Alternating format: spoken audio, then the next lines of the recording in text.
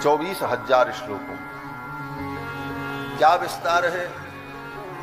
बोले द्वय मंत्र, श्रीमन्नारायण, अकेले नारायण नहीं, श्रीमन्नारायण, श्री के सहित नारायण। भगवान अकेले उपास्य नहीं होते, श्री जी के सहित भगवान की उपासना होती। अकेले कृष्ण को कोई नहीं पूछता, राधा रानी हो तभी कृष्ण का महत्व। बिना श्री जी के भगवान आधे अधूरे हैं, दोनों मिल करके ही पूरे हैं। जैसे शब्द हो लेकिन उसका कोई अर्थ नहीं तो शब्द व्यर्थ, और अर्थ हो लेकिन शब्द ही नहीं है तब भी उसका प्रयोग नहीं होगा। बोले शब्द अर्थ दोनों हो तब पूर्णता हो। इसी बात को गोस्वामी जी कहते हैं, गिरा अर्थ जल बीच सम कहियत भिन्न न भिन्न, बंदों सीताराम पद जिन्हि परम प्रिय। अर्थ और शब्द दोनों। तो श्री जी के सहित ही भगवान उपास्य है। कहते हैं कि गौर तेजो बिना यस्तु श्याम तेजस समर्चयेत, जपेत वा ध्यायते वापि स भवेत पातकी शिवेत। गौर तेज अर्थात श्री जी, श्री जी गौरांगी हैं और भगवान सांवले हैं। इसी बात को कहते हैं कि गौर तेजो बिना यस्तु, गौर तेज को छोड़कर श्याम तेज समर्चये, केवल श्याम तेज भगवान की कोई अर्चना करे। जपेद वा ध्यायते वापि, वो चाहे जप करे चाहे ध्यान करे, स भवेत पातकी शिवे। भगवान शंकर कहते हैं, हे पार्वती वो पानी पातकी है। जो श्री जी को छोड़कर केवल भगवान का भजन करता है वो पातकी है। श्री जी के बिना भगवान की उपासना अधूरी। इसीलिए हम किन भगवान की शरण ग्रहण करें? केवल भगवान नारायण की कहते नहीं, श्रीमन नारायण की, श्री जी के सहित जो भगवान है उनकी शरणागति की जाएगी। अकेले भगवान की शरणागति नहीं होती। ठाकुर जी अकेले हों उनकी शरणागति करो, मान लो भगवान का मूड खराब हो गया, उनका मूड खराब रहा, तब तो तुमको मार के भगा ही देंगे, रक्षा भी नहीं करेंगे। लेकिन श्री जी अगर साथ में रहेंगी तो ठाकुर जी का मूड अगर गड़बड़ भी है तो आपकी रक्षा हो जाएगी, क्योंकि श्री जी कृपा करा देंगे। जयंत के साथ यही हुआ। जयंत को भगवान ने मारने के लिए ब्रह्मास्त्र छोड़ा। जयंत लौट करके जब भगवान की शरण में आया, अगर श्री जी साथ में न होती, किशोरी जी साथ में न होती तो जयंत को भगवान मारिए ही देते। वो तो जानकी जी ने कृपा किया।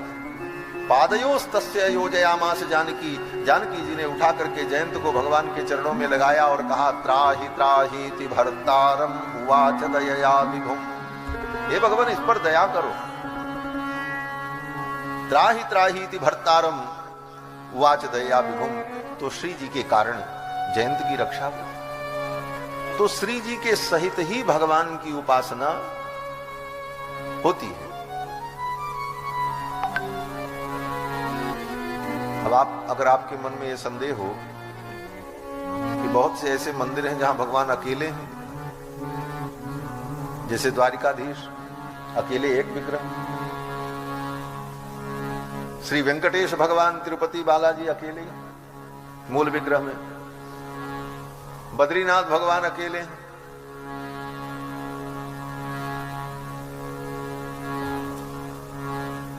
कांची में वरदराज भगवान भी अकेले ही, मइलकोटे में संपत कुमार भगवान भी अकेले खड़े। बोले तब? बोले जहां इस तरह से भगवान होते हैं वहां भी श्री जी रहती हैं, लेकिन कहां रहती हैं? बोले भगवान के हृदय में बैठी रहती हैं। तद वक्षस्थल नित्यवास रसिकाम तच्छांति। जहां भगवान का एक विग्रह है वहां पर भगवान के वक्ष में श्री जी का स्थान होता है और वो नित्य स्थान है। अगर प्रकट रूप में बगल में विग्रह के रूप में नहीं है तो वक्ष में तो विद्यमान है ही। तद वक्षस्थल नित्यवास रसिकाम तच्छांति संवर्धिनी। पद्मालंकृत पाणि पल्लव युगाम पद्मासनस्थाम श्री।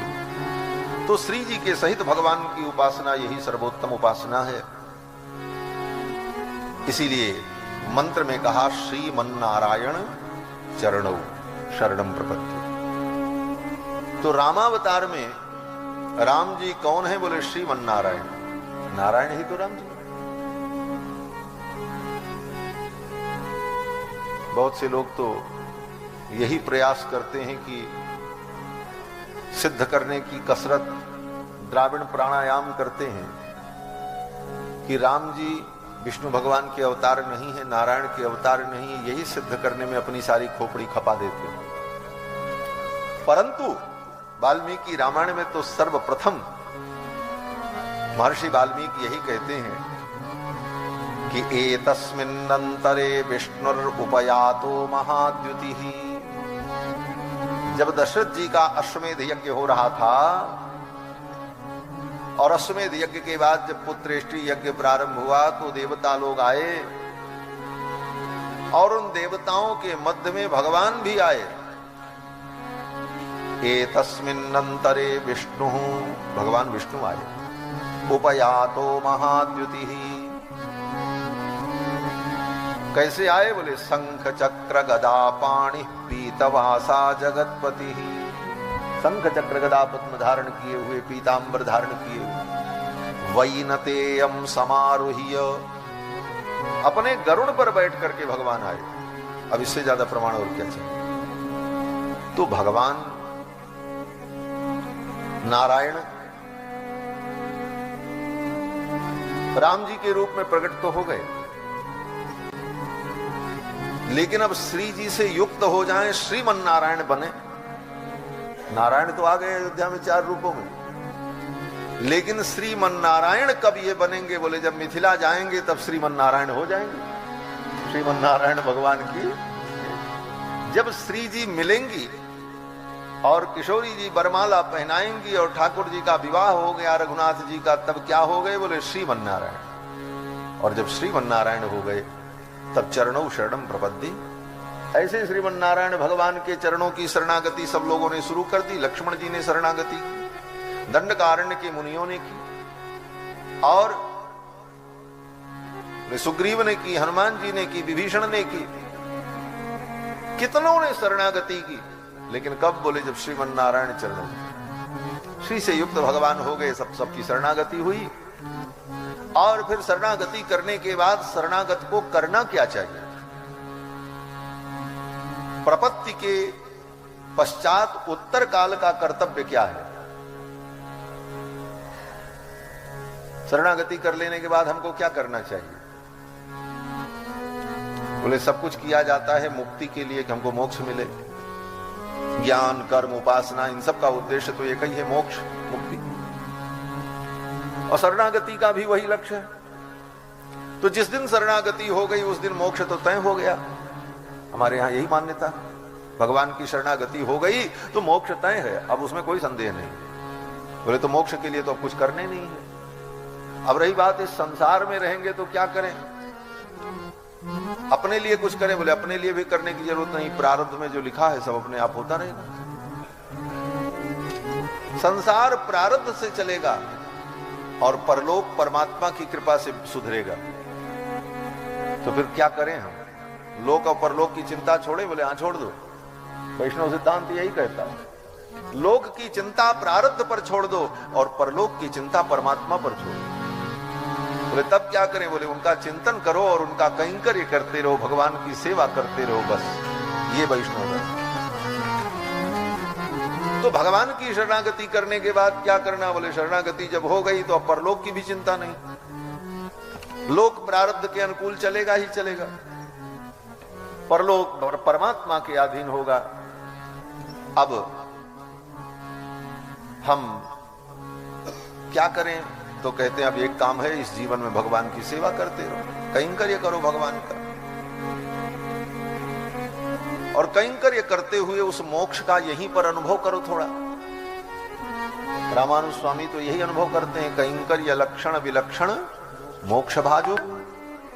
भगवान के कैंकर्य में अपने को लगा देना, ये क्या है? बोले श्रीमते नारायणाय नमः। श्री के सहित भगवान के चरणों का कैंकर्य, उनकी सेवा, यही फिर वैष्णव का धर्म है। तो यह जो द्वय मंत्र का अनुसंधान है, इसी द्वय मंत्र के अनुसंधान का ही विस्तार श्रीमद् वाल्मीकि रामायण, ये हमारे आचार्यों ने माना। ये सब आज इसलिए कह रहे हैं कि यहां पर श्री संप्रदाय निष्ठ वैष्णव भागवत विराजमान है और हमारे रामानुज संप्रदाय की परम प्राचीन पीठ जगन्नाथपुरी जीयर मठ के पूज्य स्वामी जी महाराज विराजमान हैं। आचार्यों की सन्निधि में यही अनुसंधान करना चाहिए।